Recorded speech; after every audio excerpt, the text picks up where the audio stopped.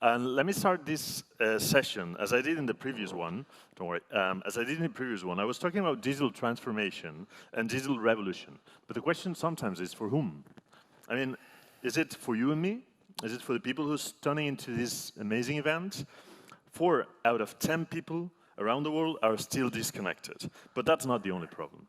The real problem, or some of them, it's that this is not just about connectivity. This is not just about who can connect or not. It's also about affordability. It's about usability. It's about skills acquisition. How can governments and specifically public policies tackle this issue? That's an interesting question. And we need to end the digital divide clearly. So the question here again is, how can we do that? And to answer the question, and with us today, let me introduce John Paul Farmer, New York City CTO, Lucía Velasco, ONTSI Director, Michael Donaldson, Barcelona City Council CTO, and Morten, Meyerhoff, EGOV Advisor. And it's going to be chairing this session and moderating it, Carina Lopes, the head of the Digital Future Society think tank. Thank you, people. Thank you. Thank you. Good morning. Welcome to everyone. It's a pleasure to have these speakers with us today and to talk about public policies against digital divide. We already saw the opening of the event that digital divide is at the center of digitalization. And I would start by, a not so nice statement saying that digitalization always implies a digital exclusion. So my question is, what are the tools that we have at our hands to deal with this exclusion and how we mitigate the challenges? So before the pandemic, we could say digital divide was already there, even in the global north, even if often we talked about as a south of the globe problem. But now we can no longer look the other way. And today we have with us 2 people from amazing cities that had faced these massive challenges around digitalization and the pandemic and the delivery of public sectors. And we know that how the pandemic affected so many crucial sectors in our life: education, health, work, public services, but also the vulnerability of our society to misinformation. And without the digital infrastructure that was already in place, this pandemic could have been so much harder to face. So before I start and give away to our amazing panelists, so they can tell us a little bit about their work and what they are doing at their organizations, I would like to raise 3 questions that hopefully they will help shape our panelists' presentations, but also drive our conversation. The first one is, were central governments and cities aware of what digital divide really implied in their context? Were public institutions prepared for the digital reality they encountered when the first pandemic lockdowns arrived in 2020? And what has changed in the way public sector looks at digitalization and how they tackle the digital divide? So these are my 3 questions, food for thought to guide our conversations. And I'll start with Morten. People already introduced Morten, and you'll present us a little bit about the metrics and what data do we have and what data is missing, and how governments are dealing with these issues around digital inclusion and digital divide. Morten, the floor is yours. Thank you, Carina. I could talk forever about business continuity under lockdown and how some governments and authorities have been more prepared than others. But Carina and I had a conversation around how do we actually monitor and measure inclusion or exclusion in a global context. So I was sitting on the plane, and actually a lady from Portugal was looking over my shoulder and asking me if I was going to the Smart City Summit, which I'm unfortunately not this year. But we were looking really at a number of different elements, and we did an assessment of 10 global measurements on digital inclusion, either directly targeting digital inclusion or indirectly doing so. And it was really linked to a conversation we also had with DFS around how do we actually do this? So when we looked at it, we saw that the majority of global indicators and benchmarks are sourced by or from national statistical agencies. Yeah, so that's the core source. The data collected is for national level only, which means that as a policymaker, on a national level, but particularly regional and local level, this data has no benefit whatsoever. If we only know what the number of people digitally excluded on a national level is, how do we identify who they are, what the context is, and where do they live? Yeah.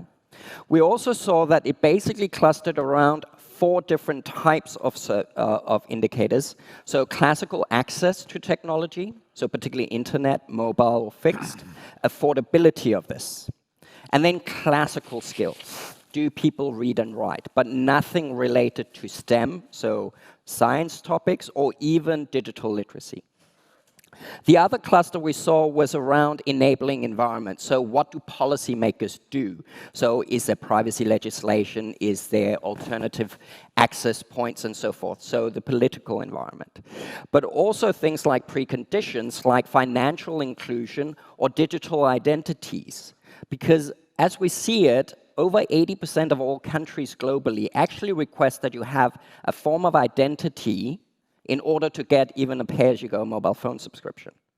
But we also know that 2 billion people globally cannot identify themselves with any legal documents if they stand in front of you. We also know that 2 billion people are financially excluded. They don't have access to digital means to pay for online services, whether commercial or corporate. And then use is rarely monitored. So what they do monitor is how often do people generally use the internet, and have they done it in the last 12 months? So again, not of a lot of impact. What we also see is that the richer the country, the more data is available. Yeah? Mid-income countries, particularly middle-income and high-middle-income countries, particularly like countries like Brazil, South Africa, has a lot of good data, and are also some of the countries like the EU that goes down and monitor on different user groups like gender. But when we look at the 10 different indicators that we analyzed, there was over 300 indicators. Only 10 of them looked at user segments, and the majority was on gender. Yeah?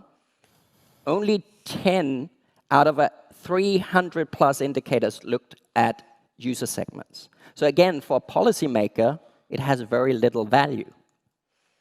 So what we were thinking about is maybe a new approach to collecting data, not just with statistical agencies, but looking at more of a federalized public-private partnership based on heat maps. So if 80% of countries collect requires that you identify yourself for mobile phone or an internet connection, why don't we work with the private sector and say, when you register a person, you need to register certain elements. Gender, general age group, what region or community do they live in? Different types of IP addresses, sort of generalized, is this a public sector IP address? Is it commercial? Is it educational, etc.? That would allow us to get live data from the telco providers to do a dashboard, and we can do it globally, we can look at regions, we can narrow it down even to community levels within our cities and communities. And then based on that, we can start triangulating. I can, as Barcelona, say, am I above or below the regional average for internet use? Is there community within my city where this is below the average? And then I dive down and ask for more questions to identify the specific group. It would also allow Barcelona to benchmark themselves against, for instance, New York or a city like Johannesburg. Yeah? So again, it will allow the aggregation and disaggregation up and down, but really give us some very basic information that then identify target communities or geographical communities where we then dive down and see who is excluded, why are they excluded, and what policies and initiatives can we put in place to address that. So that was basically my thinking on this. Not least in connection with the digital divide, which has really been cemented during the lockdown. We actually, in our other research, see that existing divides have been cemented. And that's including in very well-developed communities across Europe, where we see that the ones that don't have the skills or the access are still and increasingly at danger of exclusion. So we're seeing a parallel with increasing access and use by half our citizens, and then a stagnation and being left behind by the other half. Thank you. And it's really interesting what you're talking about. So we're talking about we have a reality of digital divide, digital exclusion, where we actually often don't have enough quality data. And then we have contexts like Barcelona that has done a really thorough study on what digital exclusion means or digital inclusion means for the city and where the city is, but not every single large and middle-sized city can afford that, no? So where can we leverage the knowledge that we already have within the private sector to help us to gather more information that is relevant for understanding that we're trying to reach. And on this, I'll pass to Lucía, because this is, and I think someone was going to clean. No, it's cleaned already. Okay. So, that's one of the issues they've been looking at ONTSI is which data do we have in Spain? What is the data missing? And what does that mean for when we're talking about public policy at the national level? Thank you. I would like to start saying that I'm very happy to be here in Barcelona. The other day, I heard somebody very renowned from here explaining how he envied Madrid. And I truly, as Madrid born and raised, envy Barcelona, because I think that you are leading the conversation about digital humanism and putting the truly important topics in the agenda, thanks to the team of Michael Donaldson and Laia Bonera. And I think that that's a very remarkable effort. And talking about the challenges that we find with, I apologize for the presentation that it's in Spanish. I just found out today that I had to speak in English, so sorry about it. The challenges that we find when we try to understand what's going on with the digital society or how digitalization impacts society, to me has to do with three main challenges. One of them is the connectivity. Of course, we need to be connected, and we are indeed actually Spain. And when you travel abroad, you find some clearly differences in the quality of the connectivity and the speed. But the quality is.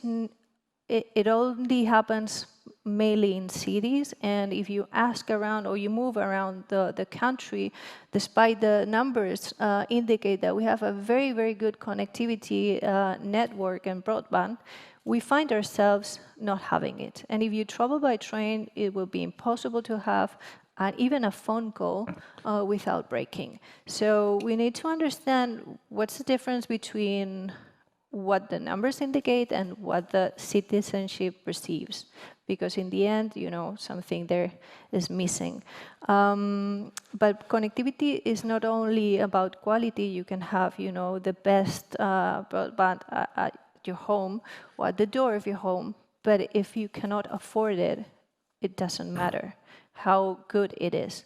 So we need to think in terms of quality, but also in terms of affordability. Otherwise, we will be facing situations where people are not able to have the data they need to develop themselves in the digital sphere that we live in. So you can have a very good infrastructure, but a very bad social outcome. We need to start thinking in that sort of, combination when we tackle the connectivity issues, because nowadays we say, yeah, our life is completely digital, but if you start adding up the numbers of rent, electricity bills, then the internet bills, how the prices of the food are going up, you end up concluding that it's pretty much impossible to survive. So we need to make sure that this new society and this new economy that we are developing is affordable for the people and not only for the few. The second challenge that I'm finding is about the digital public services. We are pushing citizenships to interact with the administrations through through digital services, and these digital services are not serving the citizenship, and they're finding, and you ask around, and nobody is happy with this interaction, and probably it's because we are not taking into account the user experience in the design, or we are not even taking into account the users when we create these services. Again, if you push the population towards something that they cannot use, either because they don't have the connectivity, the data for accessing it, or because it's pretty much impossible to get the outcome that you want, you will only lead the population towards frustration and complaint. And that is completely the opposite to what digitalization wants to. Digitalization and technology aims to bring us together, and if we don't think it from a human-centric perspective, it will, put us apart. And the last challenge that I am finding, it has to do with the digital skills, and it's building up on the message that Morten was saying. How can we measure those digital skills? In Spain and in Europe, we have some information on this topic. I am not sure if it shows the reality, but what I know is that below 16 or over 74, there's not much data. In Spain, a little bit of it, but not much. So now that we live, hopefully, 100 years, there's darkness after 74, which is, to me, interesting. So to put some examples, and I'm going to go really quick on this, we don't take into account people with diverse capacities, and for example, half of the population, it's super small, sorry, I can't even see it, but, it's tiny. but I think the shocking number was that almost 50% of population with disabilities are finding difficulties when using digital tools, and I had a conversation with the representative of an organization of people with different capacities, and she was explaining to me how difficult it is for them. So we're not, as Morten was saying, this is the kind of segmentation that we don't have much data on. It's the same thing with age. We are pushing people towards digital relationship way, and we are not ready for that. 20% of boys and girls are in the lowest segment of income do not have computers, and that's terrible because we're talking about the future, and we are making sure that 20% of these boys and girls do not have access to. We know that, and we're not doing anything because probably we're not looking at the data from the beginning because we don't have that sort of segmentation embedded in our system. Of course, the gender divide to me is the most important, not only as a woman, but because it's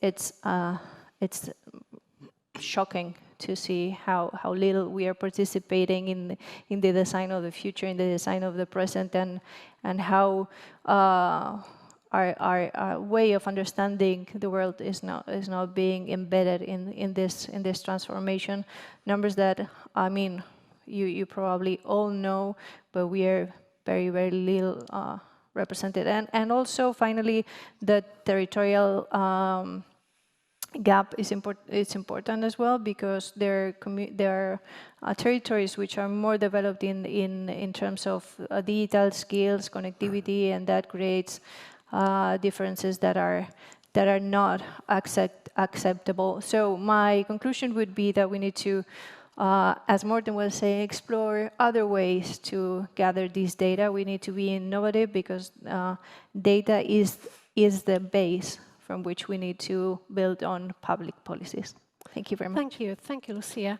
And it's really interesting because we're touching here a really crucial issue. What is meaningful connection? No, it's like when we talk about this divide, what are we talking about? And I invite you to this afternoon to take part, to assist to the keynote of Sonia George. She'll talk about this. I think it's really crucial that we start being very specific about what we are talking about and what are the gaps that we have in the data understanding of this complexity.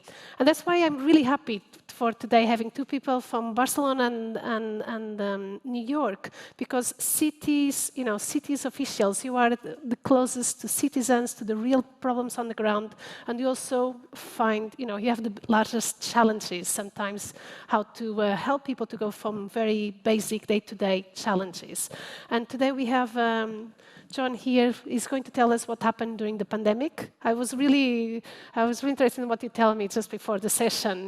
We were in a situation where we couldn't deal just with one mega issue. We just had to go full on, heads on into all the challenges surrounding infrastructure, data inclusion, and so on. So the floor is yours, and tell us what have you been doing in New York? Well, thank you very much. It's wonderful to be back here in Barcelona. A lot has changed in the last 2 years since I was last here for all of us in our lives, but also society.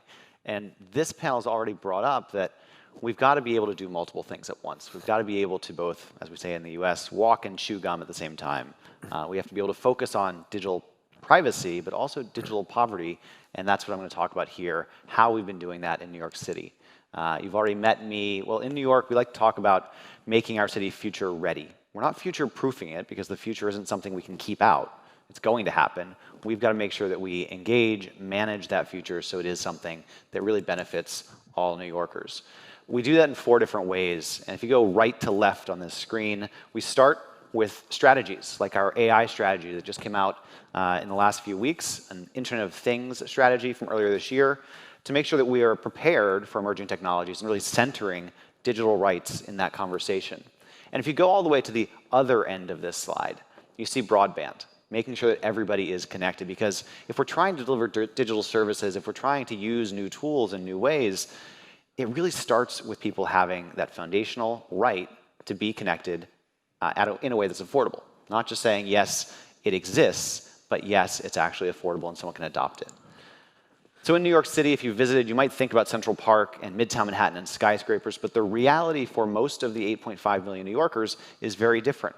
It's working class. It's the normal day-to-day stuff. They're not going to the tourist sites, and they need to be able to get online. And that's why we created the New York City Internet Master Plan. We released this in January of 2020.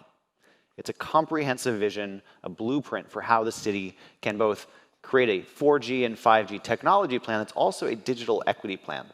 It allows to include more people through a more active role from the city itself, from our government, to make sure that we actually, for the first time ever, put on the table the assets, the micro real estate assets that we control. Think about rooftops, rooms in buildings, street poles, poles in parks, street furniture like bus shelters.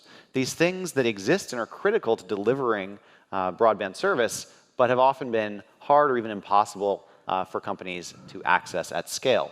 The other thing is we've learned from other cities about the benefits of open access, neutral host infrastructure. You look at the fiber that underlies Stockholm and has allowed that city to have a competitive, robust market that delivers affordable pricing. That's what we need, not just in New York, but in a number of American cities. And so we started with the simple statement that broadband is as essential in this century as electricity was in the one before. However, 40%, this is data from 2020, early 2020, just before the pandemic, 40% of New Yorkers were either underconnected or disconnected entirely. 1.5 million people did not have home broadband nor mobile broadband. And unfortunately, that wasn't evenly distributed either, because there's a history of digital redlining. The infrastructure in this service is inequitable. The ability to afford it is inequitable. And so if you look at these maps, these look like maps of a racial census of New York City. But in fact, this is where broadband adoption is most lacking. And then the pandemic arrived. And of course, we know that accelerated the arrival of our digital future. It also made it clear to everybody this is not a luxury, this is not an option. We need to have universal broadband. So we first started with emergency response. diving in to make sure that 500,000 school children had tablets and could learn from home, upgrading third sites where parents who were emergency responders could have their kids go to school, family shelters, making sure that they too had free broadband. And we really focused on older adults as well, the needs of some of the most vulnerable during the pandemic. We worked to, in the early days of the pandemic, get 10,000 internet-connected tablets into the hands of low-income older adults, generally living alone or only with other seniors. And we did that by designing an end-to-end user experience that focused on their needs, that thought about the kind of content, the kind of text that they would want on a piece of paper when they unboxed the tablet, and then on the screen of the tablet, what are the applications that are most useful, most used to ensure that people would get the most out of it. And then we worked with a nonprofit to provide telephone-based support so that seniors had literally tens of thousands of coaching hours that were given out to make sure that people really got the most of this. And it wasn't just folks visiting their doctors and getting groceries. Those were important. But it was also statements like this one from a woman who said, when I got the tablet, I didn't realize how lonesome I was without visits from my children. It's like a connection to the outside without the fear of catching the virus. The tablet brings you closer to people without physical contact. And by focusing on the needs of this particular user group, we were able to accomplish outcomes like this. But of course, we knew we still had to transform the marketplace because these immediate efforts to get tablets in the hands of New Yorkers didn't fundamentally transform the affordability issue. And so we worked as an initial first step with our public housing agency, the New York City Housing Authority, and put on the table over 300 different public housing developments, the buildings themselves, the rooftops, rooms in those buildings. And we asked the private sector and community-based organizations, how would you use these to provide low-cost or even free broadband service to people living in public housing? And we got 30 responses back from companies large and small, as well as community groups. And we picked 6 of those that were most promising, and now people have broadband because of this. But more importantly, this was a proof of concept that said, we can do this at scale. And that's what we did next, is we put out this year, in 2021, a solicitation putting the assets of 18 different government agencies in a coordinated fashion on the table for the very first time. We got dozens of responses back. And in addition to putting these assets on the table, we also put capital, money on the table, $157 million, which is the largest amount of money ever invested by New York City or any major American city. And the impact we just announced a few weeks ago, that's 1.6 million New Yorkers getting new open access, neutral host fiber, passing their homes. In the near term, 250,000 New Yorkers in the next few months getting new broadband options that for most of them will be free to the end user using some federal government subsidies that are currently available and will be available for the next handful of years to come. And this includes a majority of people living in public housing that are going to get that open access infrastructure, and over 100,000 residents of public housing getting free broadband in the next few months.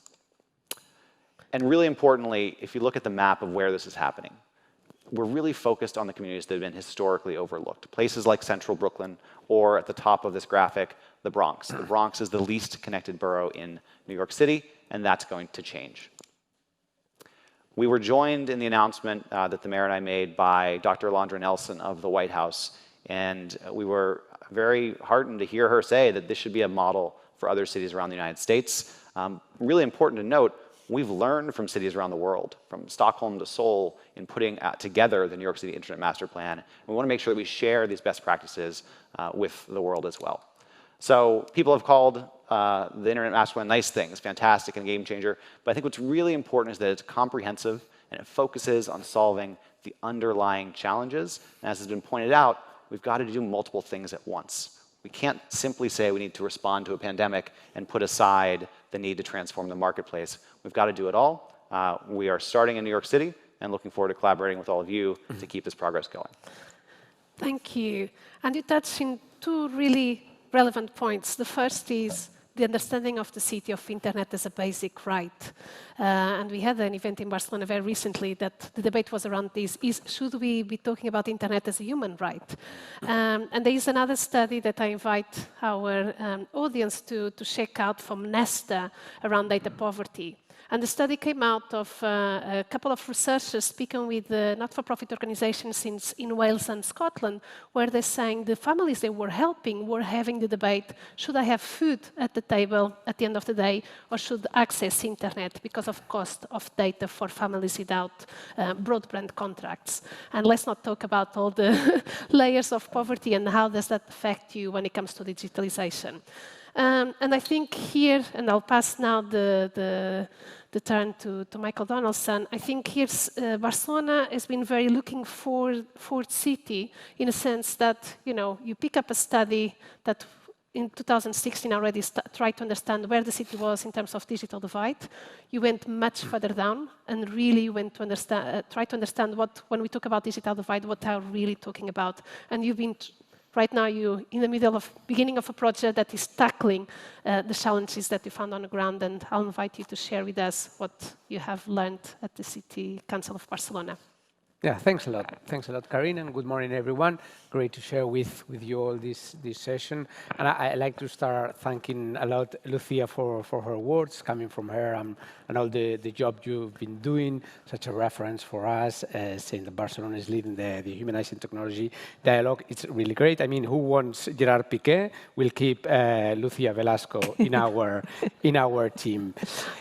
Yeah, you said it before at the beginning of your first words, Carina, and I absolutely I do agree with you. You're talking about digital divide comes hand in hand with digital innovation or digital benefits. I mean, digital divide is not new. I mean, it's a problem that we had before. Maybe it wasn't as big as it is now, maybe it wasn't in our agenda, or maybe it has even mutated according to COVID times, and that creates us a big problem because now we're not talking only about digital divide, we're talking basically about exclusion, social exclusion. The thing is, with the kind of digitalization that has come with the pandemic and especially with the lockdown, being in these hybrid times, being apart from the digital dimension, it's like being apart from the real world. Because we've learned that kind of the digital divide, it affects rights, not only the right to access to internet, but it affects the rights to the access to the other rights. I mean, internet has become kind of a door that allows us to have access to other rights. Like we've seen it through the pandemic, the right to work, the right to study, the right to health.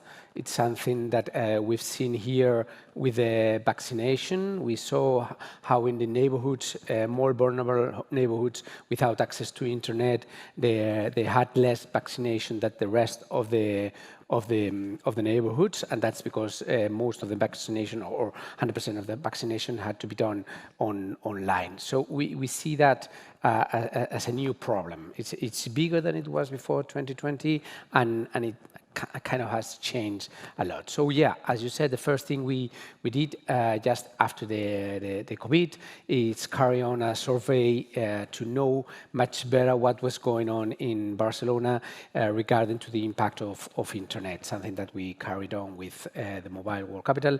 And it was very useful in the terms of not only to compare the evolution since the last survey back in 2016, but especially to know the impact on lockdown times on the use of internet. First thing is that we realize, and let me see, I mean, it's not good news, but it's not terrible or it's not horrible news. And compared to the figures that John was sharing with New York, we realized that 1% of the population in Barcelona wasn't able to access to internet due to economic problems. That's roughly 5,000, 6,000 families, would affect like 15, 16, 17,000 in a population of 1.6. I mean, it's not good news, especially for those affected, but not a big problem or something that we cannot tackle from the city hall, the rest of administrations, and the private sector. But we went a little bit deeper, and it was not only about the access to internet. Lucía was talking about not only the access, but the proper devices, and that's where we started seeing the difference between different neighborhoods. High-income neighborhoods had like 6 devices at home, and low-income neighborhoods had 4. It's not big difference, but when you started looking at the quality of devices is when you found the real difference, because we're talking that most of the people, 99% of the population in Barcelona has a mobile phone, a smartphone, but when it comes to proper devices in order to follow your classes, in order to work, in order to do your different stuff on the internet, you need laptops, and that's where we found the difference. And then we saw much more different in the use of internet, because I mean, it's not good having the access to internet or having the access to proper devices if internet doesn't empower you, if it doesn't transform your quality of life. And that's where we also found even bigger differences according to people who had more studies or people who were in high-income neighborhoods regarding the rest of the population. So what we've done since the beginning is different actions, but I would like to share you three different actions we've developed. One is a new public service. The other one it's equipment, a public equipment network of equipments we've got in Barcelona, and the other one is a project, kind of a pilot that we are carrying on now in one of those neighborhoods which is more affected due to the access of internet and the differences. First thing, and it's very related to some of the points you were sharing, this new service. We have deployed 11 workers, 11 civil servants of Barcelona in the different neighborhoods. We call them IT agents, and basically what they do is just stand in front of the computer waiting for a citizen to come, a citizen that has problem to access to the different public digital services we provide. We're talking about funds, we're talking about economic helps, we're talking about subsides, etc. We're not talking only about the ones that we do from the City Hall of Barcelona, but from the rest of the administrations. So this IT agent just stands with a citizen that has problem, whether because he hasn't got internet at home, the proper device, or maybe, as Lucía was pointing out, because it's pretty difficult to access to these digital services, to these public digital services. It's working really well. I mean, as I said before, if we need to access to different rights and the digital services, public digital services, is giving some of these rights, it's very important to have someone who can help us, because it's not only about the skills you have, it's not about only the training you have. We've discovered, and this kind of another mutation going on with the COVID and with the digital divide, we've discovered that there is a lot of analphabetism, digital analphabetism. That there is people, and I might include myself when it comes to some of the different uses of internet, that we've no idea of how to use it. And there's no way of empowering these people. It's not only about training or courses or things like that, because there's so much digital disruption that this kind of analphabetism affects every one of us. And that's why we have deployed these new public services. I was telling you about this pilot, this project we are carrying on in Trinitat Nova. We are launching we are working it with 400 families. Basically what we are doing is providing them with internet access for a year, with proper devices, as many as devices as they are needed in a house. I mean, is this family, 4 people living there, we are providing them with 4. And then we are also helping them assessment with all the training and upskilling and reskilling. We're going to do this for a whole year. We just started back in October. We're working this with different IT companies, telecom companies, with the mobile as well, with the third sector, with a lot of NGOs. We're about 40 different institutions, because this requires a holistic approach, and we'll be having the results by June, July next year, and try to scale it up to the rest of the population that's under the digital divide. And finally, I would like to talk about an equipment. We're running out of time. Just last 30 seconds. We have what we call the Fab Labs. The only thing is that these Fab Labs are totally public. They are a network of equipments where we have first access to citizens to technology. It's a way of empower them. It's a way as well to democratize the access to internet. And it's also a good way to try to cut the gender gap since the beginning, as kids can see that they can do things with technology, and that they shouldn't be afraid of using technologies. Thank you, Michael. And I'm aware that we're running out of time. I don't have a timer here, so I don't know how many minutes we have left. 5 minutes, so that will give us just one wrapping up question to all of you. And thank you, because you touched on the, what's really crucial. Internet limits our capacity to assess our access other rights that we have as citizens, including services, Can be public sector, private sector, and so on. And today we've been talking mostly about the vulnerable, about those collectors on low income, and so on. We left out SMEs. That's another bigger history, but there's also a huge, massive digital divide when it comes to the economic, the economic small and medium-sized companies in Europe. That will be for another conversation. But, and touching again, going back to the opening of this event, where we were talking and everyone has got COP26 on their minds, and Europe, this big plan of the green transition, digital transition, how are we going to enable that to happen?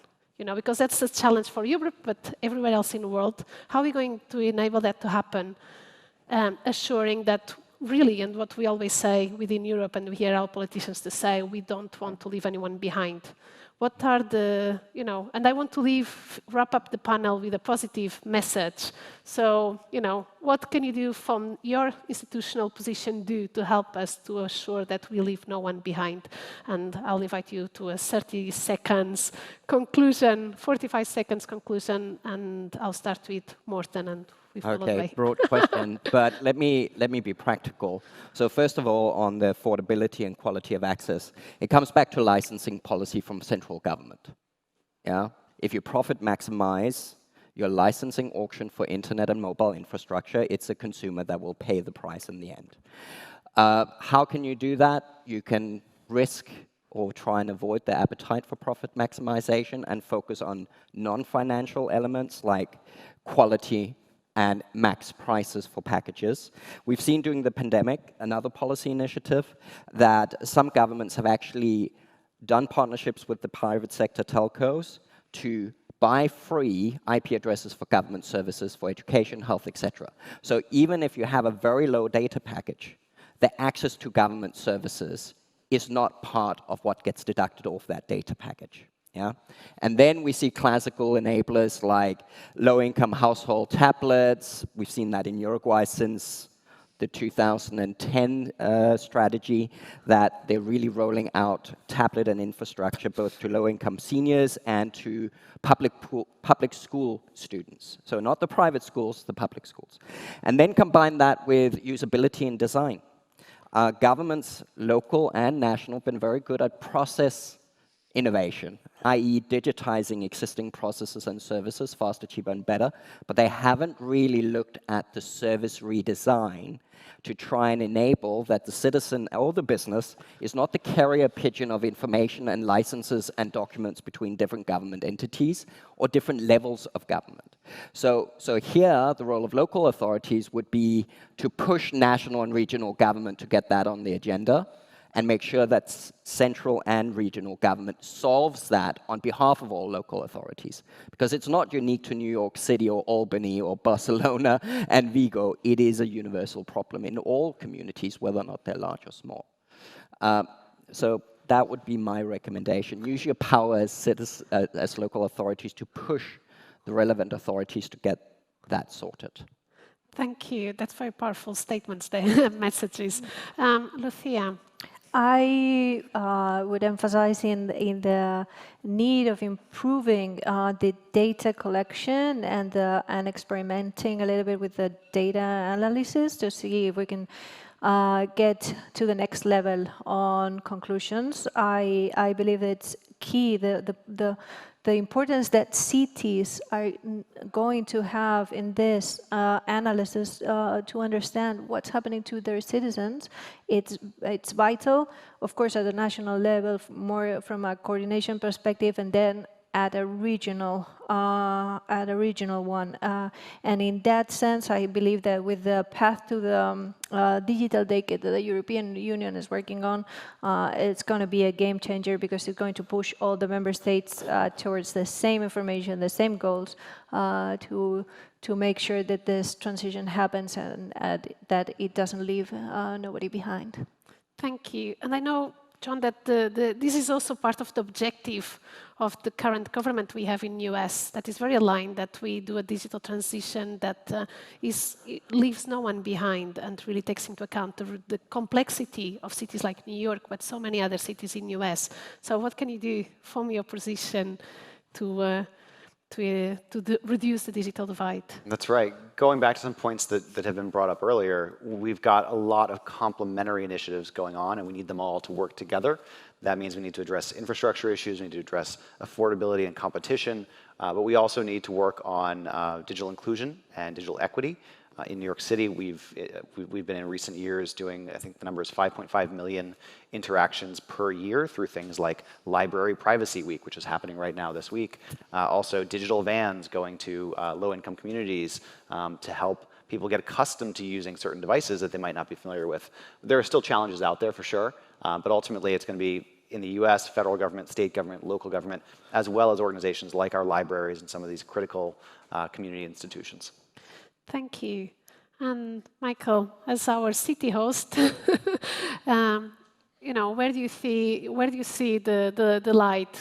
Where should we be heading in the next couple of years in order to achieve this digital and green transition? Yeah, well, I don't think it's an easy question, and especially to answer it in 1 minute. But I'd start saying that first of all, we need to take concern. We need to realize that there's a new problem in the agenda, and it's pretty new for everyone. So we need to start reacting.